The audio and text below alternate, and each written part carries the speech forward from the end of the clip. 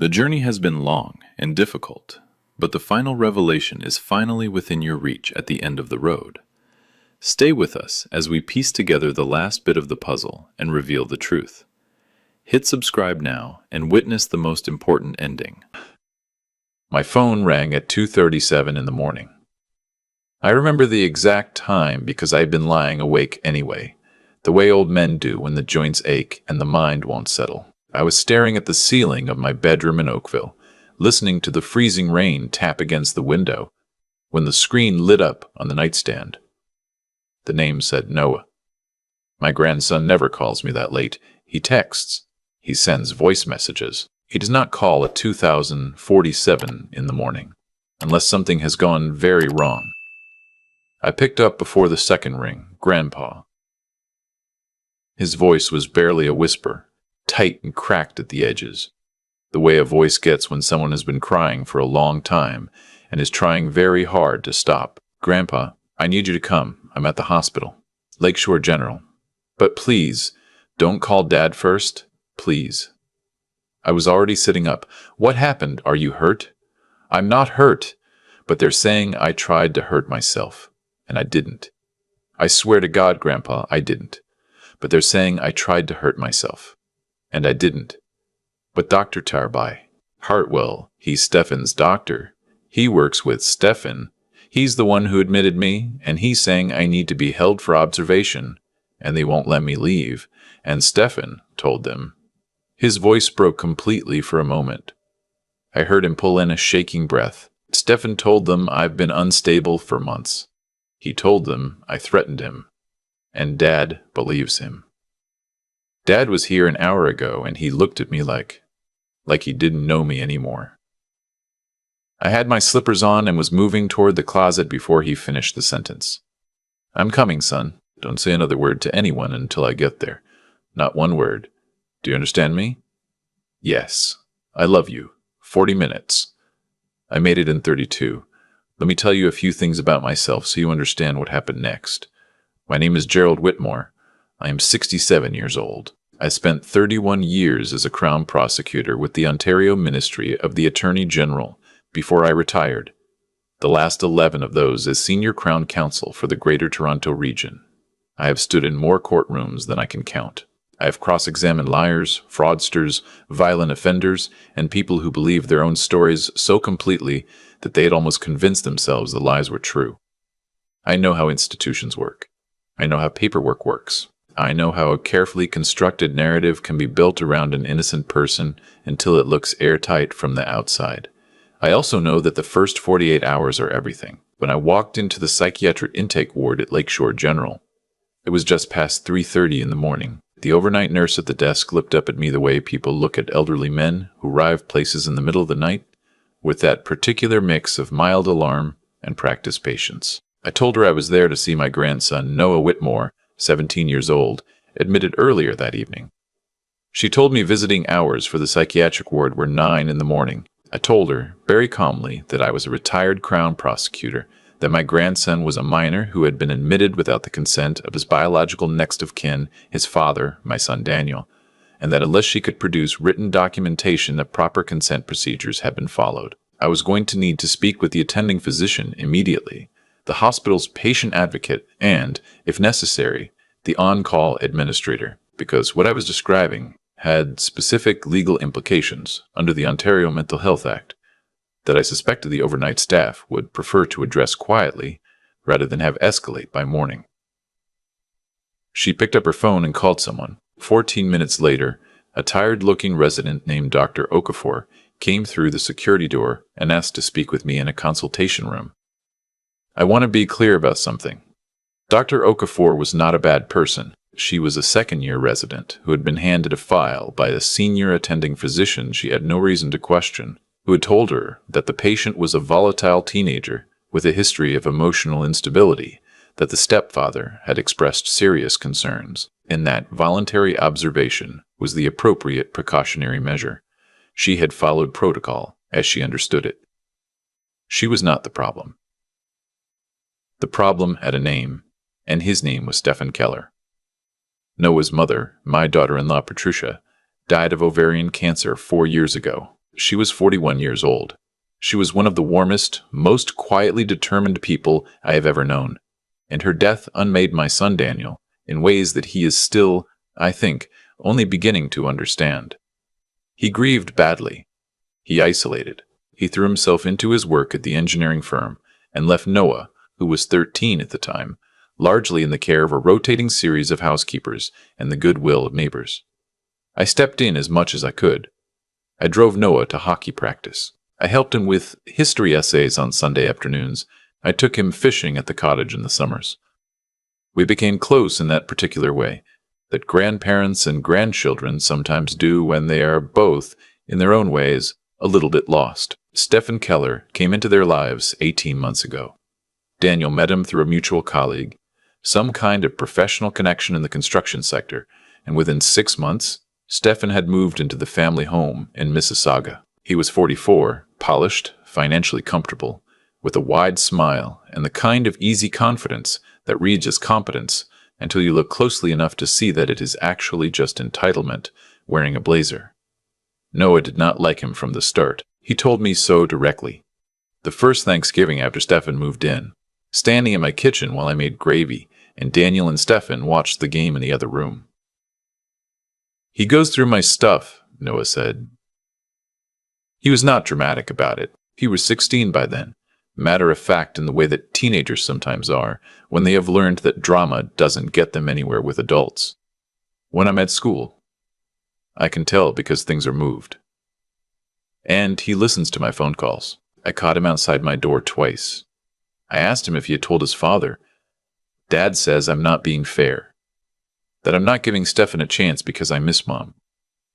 He shrugged, but it was the careful kind of shrug that covers something that hurts. Maybe he's right. I don't know. I watched Stephen Keller carefully at that dinner. He was charming toward Daniel, solicitous in a way that never quite crossed into obvious flattery. With Noah, he was cordial, but distant. The distance of a man who has already decided what someone is worth and doesn't see the need to revise. Twice during dinner, he redirected the conversation that was moving toward Patricia. Once when I mentioned a trip we had taken together years ago, once when Noah started telling a story about his mother's cooking, and both times he did it so smoothly that I almost missed it. I did not miss it. Over the following months, the small incidents accumulated. Noah told me Stephen had reported to his school that Noah had a history of behavioral issues.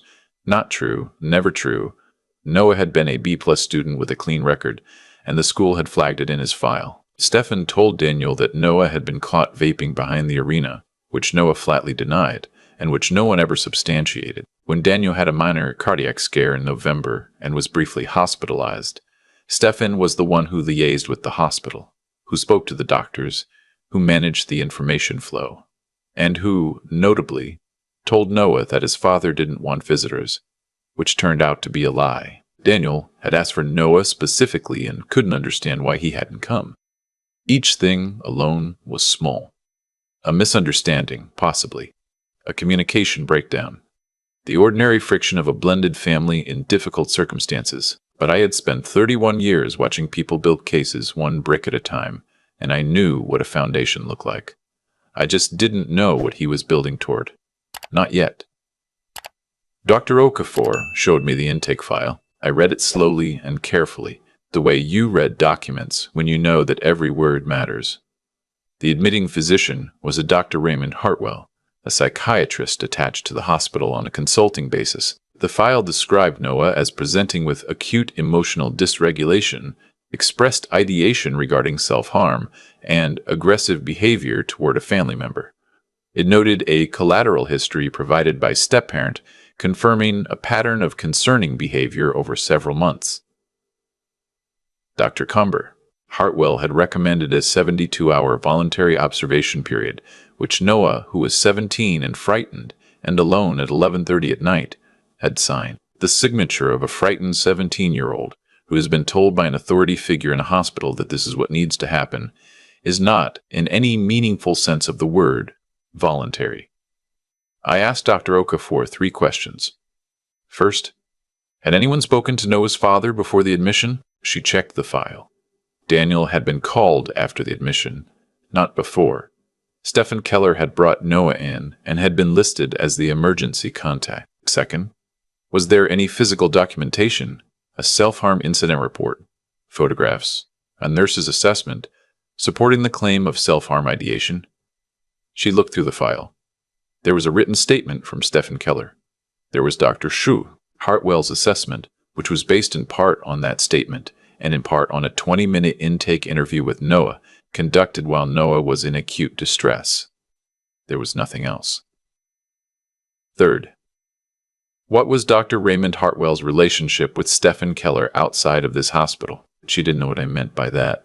I told her I would be back at 8 o'clock when administration opened, and that I would appreciate it if Noah was made comfortable and not subjected to any further assessments until I had spoken with the patient advocate and reviewed his rights under the Mental Health Act. She agreed, I think mostly because I said it in the tone I used to use when I was telling opposing counsel that we were going to do something, and the only question was whether they wanted to make it complicated. I went to find my grandson. Noah was in a small room off the main ward, sitting on top of the bed covers with his knees pulled up, still dressed in the jeans and hoodie he'd been wearing when Stefan had brought him in. He looked small.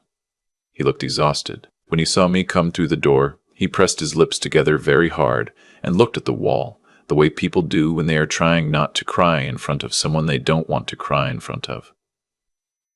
I sat down in the chair beside the bed and I said, "Tell me everything, from the beginning. Don't leave anything out." He told me. It had started 3 weeks earlier, when Noah had found a folder on the family computer, not Stefan's personal laptop, the shared desktop in the home office that everyone used.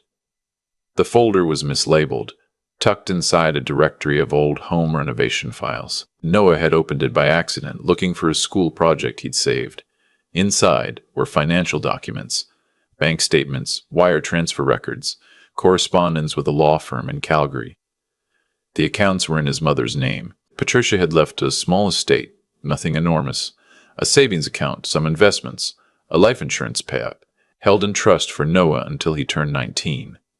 Daniel was the trustee. The documents suggested that over the past 14 months, transfers totaling more than $60,000 had been moved out of that trust account into a numbered company Noah didn't recognize. Noah had taken photographs on his phone. He hadn't told his father yet because he didn't know how, because he was 16 and alone and scared and wasn't sure his father would believe him. He had, however, made one mistake. He had asked Stefan directly about the company name he'd seen in the documents. He said he found it online and was just curious. Stefan had smiled and said he'd never heard of it. That was 3 weeks ago. Last night, Stefan had come to Noah's room after dinner and told him calmly that he needed Noah to delete the photos from his phone, that he knew Noah had them, that this was a family matter, and Noah was going to make things very difficult for everyone, including his father, if he didn't let it go. Noah had refused. He told Stefan he was going to talk to his father. 4 hours later, Stefan had knocked on his door again and said Noah needed to come with him, that he was worried about him, that Noah had said some things earlier that were concerning. Noah didn't understand what was happening until they were in the car. He asked Stefan where they were going. Stefan said he was just making sure Noah got some help. Noah had called me from the hospital bathroom, which was the one moment Stefan hadn't been watching. I sat with my grandson for 2 hours. I made sure he ate the sandwich a night shift aide brought around at 4:30. I told him that what had been done was not his fault, that he had done nothing wrong, that this was going to be sorted out. I told him to keep his phone close and not delete anything. Before I left to go home and change before the administrative offices opened, I asked him one more thing. I asked if he knew the name of the law firm in those documents. He had photographed everything. He sent the images to me right there in that room. I recognized the firm, Castellan and Rowe, out of Calgary. I had dealt with them peripherally years ago in a case involving fraudulent estate management. They were not a firm with a good reputation in the circles I moved in. I made 2 phone calls that morning before 9 o'clock. The first was to a former colleague, now in private practice, who specialized in estate litigation. Her name is Beverly Marsh, and she is one of the sharpest people I have ever worked with. I sent her Noah's photographs and asked her to tell me what she saw. She called me back in 20 minutes. She said what she saw was a systematic and fairly sophisticated misappropriation of a minor's trust assets, that the paper trail Noah had photographed was incomplete but suggestive, and that if the originating account records matched what she suspected, we were likely looking at fraud. The second call was to a retired RCMP contact who now did private investigative work. I asked him one question. Could he find a corporate connection between a Stephen Keller of Mississauga, Ontario, and a numbered company registered in Alberta?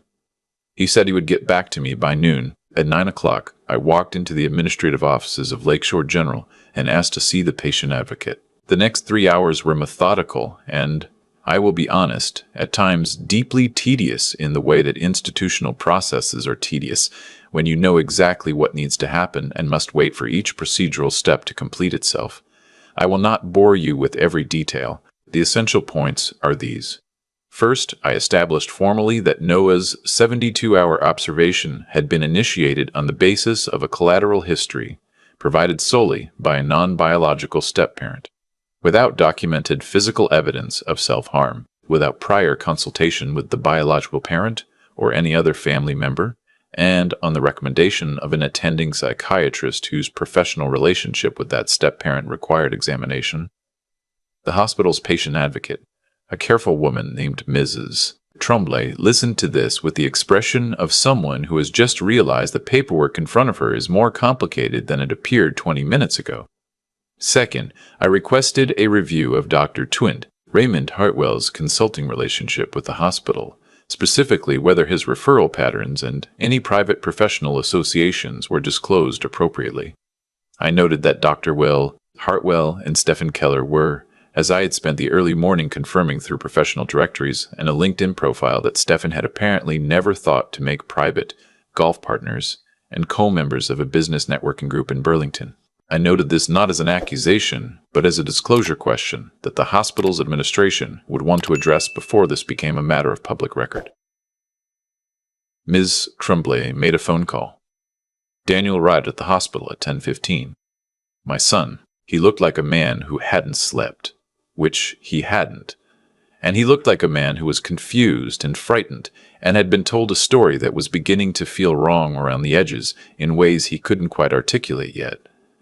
I have known my son for 40 years. I know the particular quality of his silences. I know what he looks like when he's working something out. I sat with him in the family waiting room, and I told him what I knew. I did not accuse. I did not tell him he had been foolish, though he had been, because that was not what he needed from me, and not what Noah needed from either of us. I showed him the photographs on my phone. I showed him Beverly's preliminary assessment. I showed him Stefan's LinkedIn profile with a business networking group. Daniel looked at the photographs for a long time without speaking. Then he said, he told me Noah had been cutting himself. He showed me, he said they were marks, that he'd seen them when Noah was changing after hockey. I asked Daniel if he had ever seen those marks himself. He was quiet for a moment. No. Stefan said Noah was embarrassed, that I shouldn't bring it up directly, that we needed to handle it carefully. I said nothing. I let my son sit with that. At 11:45, my RCMP contact called back. Stephen Keller was listed as a director of the numbered company through a second-level holding structure.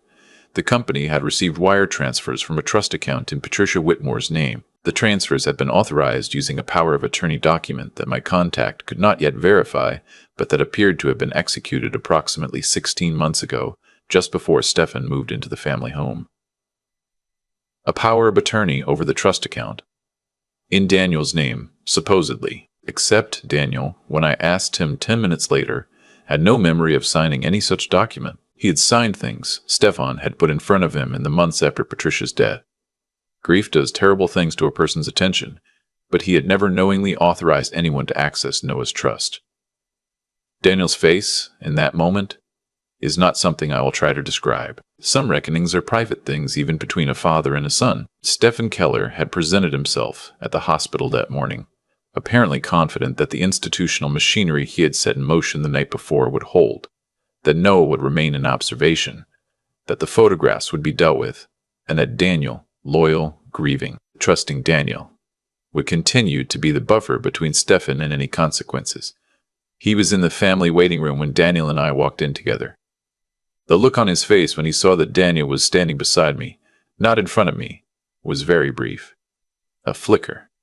He had good control, but I have been reading people in high-pressure situations for 3 decades, and I saw it. Daniel asked Stefan, quietly, to explain the power of attorney. Stefan said he didn't know what Daniel was talking about. Daniel asked him to explain the numbered company. Stefan said this was not the place for this conversation, that Daniel was clearly upset, that they should go somewhere private and he could explain everything. Daniel said, "My father is a former Crown prosecutor, and he has already spoken with an estate litigation lawyer and the RCMP. If there is an explanation, I think you should give it now." Stefan said he wanted to call his lawyer.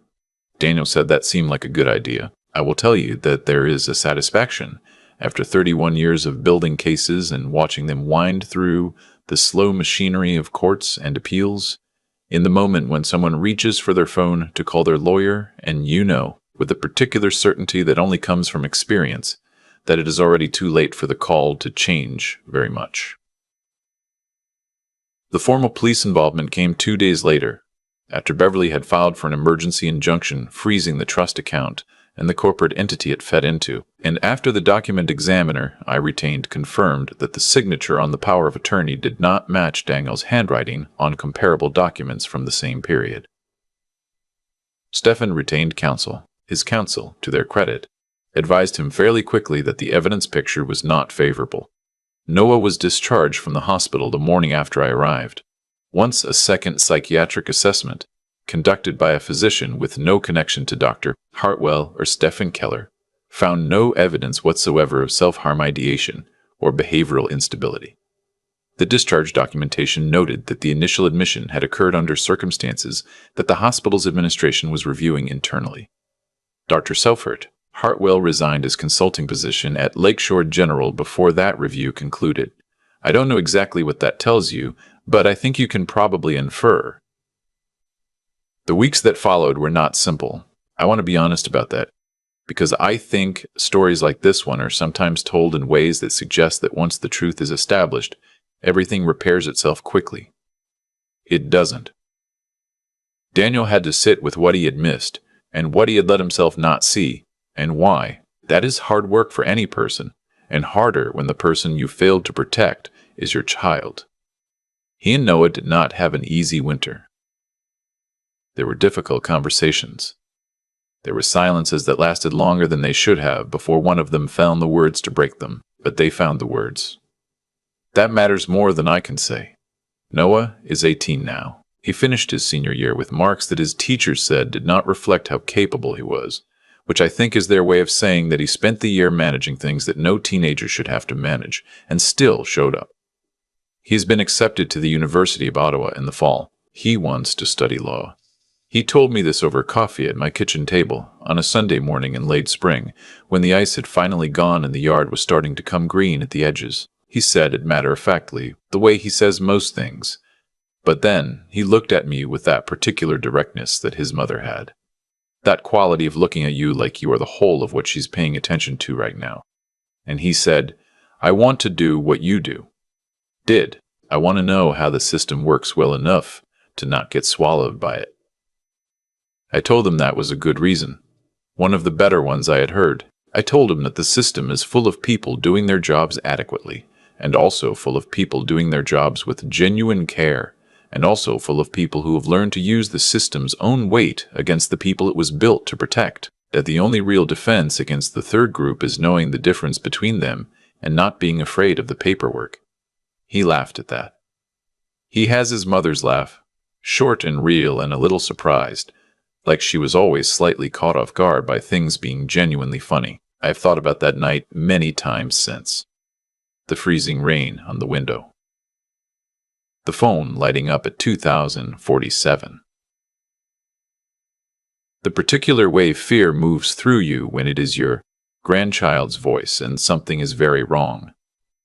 I have also thought about what would have happened if I had been someone else. If I had been a grandfather without 31 years of institutional knowledge, without the contacts, without the specific and rather tedious expertise in the exact procedures that govern psychiatric admissions and estate management and chain of custody documentation.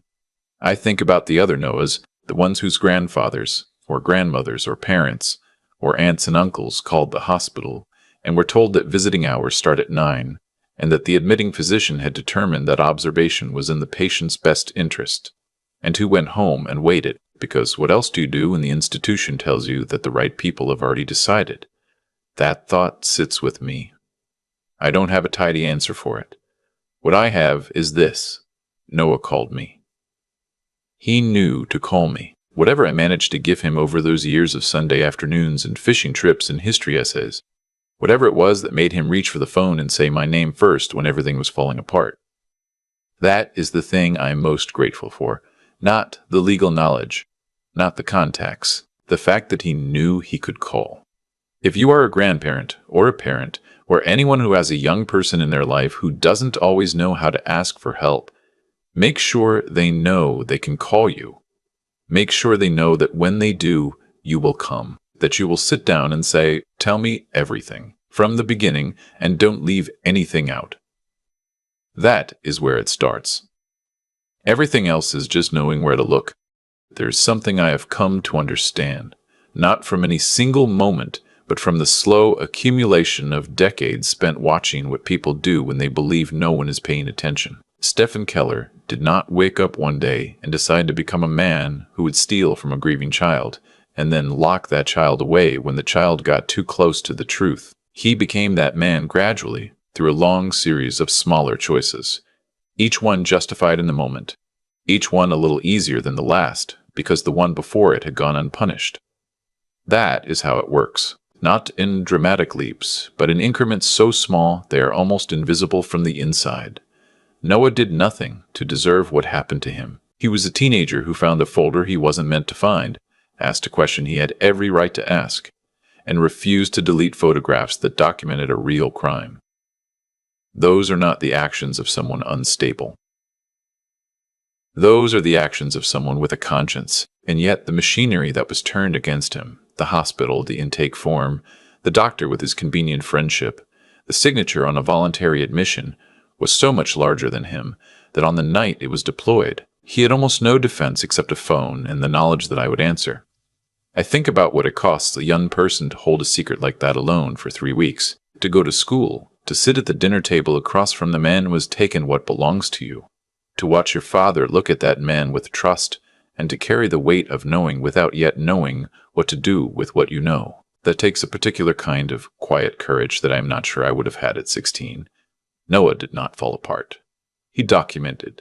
He waited. And when the moment came, he called. The cause and the effect in this story are not complicated once you see them clearly. Stephen built his scheme on the assumption that grief makes people easy to manage.